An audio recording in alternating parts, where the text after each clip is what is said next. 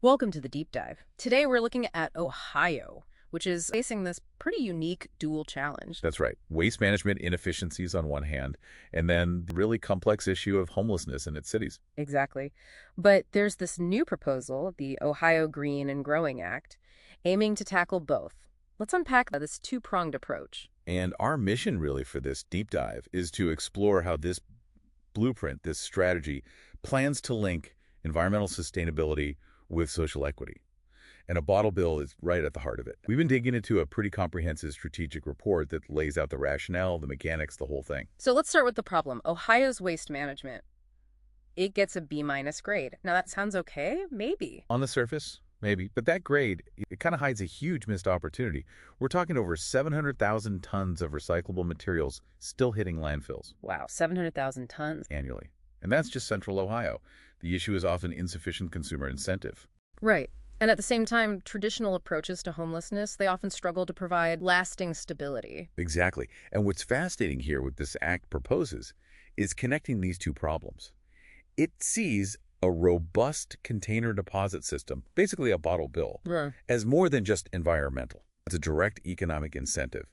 It could actually turn what's often an informal survival method, collecting cans and bottles, into a more dignified, stable pathway. That is a really interesting connection. So it looks to other places, right? Like Michigan? Precisely. Michigan's 1976 bottle bill is a key precedent. They put in a 10-cent deposit. And that led to really high collection rates, didn't it? 75, 90%. Sky high. And it cut down beverage container litter dramatically, 70 to 85%.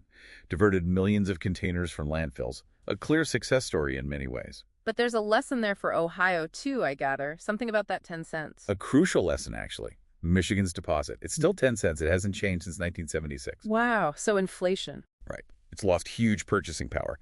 That 10 cents back then is worth maybe 54 cents today. That's a massive difference. And it likely contributed to their redemption rates falling. They went from around 89% down to 73%. So the Ohio proposal accounts for that. Critically, yes. The Green and Growing Act recommends inflation adjustments. That's key for long-term success. It's something for you to think about why policies sometimes work well initially, then falter. That makes sense. And Michigan's system has another detail, the unclaimed deposits. Money from bottles people don't return. That money, the cheat, it goes into environmental cleanup. They've built up a fund, something like $94.6 million. So it's a self-funding mechanism for environmental work. Exactly. Okay, so we have this pool of money, these unclaimed deposits. And this is where the Ohio Act gets really interesting, connecting back to the social side, the Green and Growing Employment Program. Yes, this is where it really comes together. It proposes a structured employment program. Think dignified jobs for people experiencing homelessness, focused on city cleanup and beautification. How does that work in practice? Well, the report frames it as a trauma-informed wraparound service model. It's designed in basis. Okay. Informed meaning? It's built understanding the potential impact of hardship and stress, focusing on support and empowerment, not just, say, managing symptoms. Phase 1 is entry. It provides immediate, low-barrier income. Right. Think dedicated collection routes for participants. Okay, so direct earnings right away. Phase 2 is wraparound services. This is crucial. It connects people to evidence-based support sobriety programs if needed, mental health counseling, job skills development. So building support systems, and the third phase. Housing stability. The goal is transitioning people into long-term housing. They can use the income they've earned towards rent, and the program would work with a network of landlords. And the funding for this whole social program comes directly from? And unclaimed deposits from the bottle bill. So the bottle bill doesn't just fund environmental stuff, it directly powers this employment and housing initiative. Exactly. It's this unique, synergistic sort of model. What about the overall economics? Does the report project this as a net positive for Ohio? It does. The benefits look pretty clear. They estimate annual savings from litter reduction alone could be $500,000 up to over $4 million. Wow. And then avoided landfill costs, maybe $1.3 million to over $4.3 million annually. But there's another big economic plus. Which is it? It generates a much higher quality stream of recycled materials. Less contamination. That stuff is really valuable. All right. And Ohio has a pretty robust recycling industry already. Companies like Phoenix Technologies, Evergreen, this feeds directly into that, making it stronger. So environmentally sound, socially beneficial, and economically positive.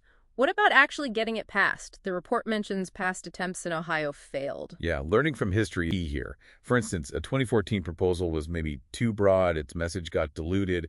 This act seems more focused. And addressing potential criticisms, like the idea it's just another tax. Transparency is absolutely vital. Yeah. Making it crystal clear where the money goes, earmarking those unclaimed deposits specifically for the environmental and the social programs helps counter that hidden tax narrative. Makes sense. And, building is essential. Getting environmental groups, community leaders, social service providers, even the recycling businesses themselves on board, it shows broad support, frames it as an opportunity for the whole state.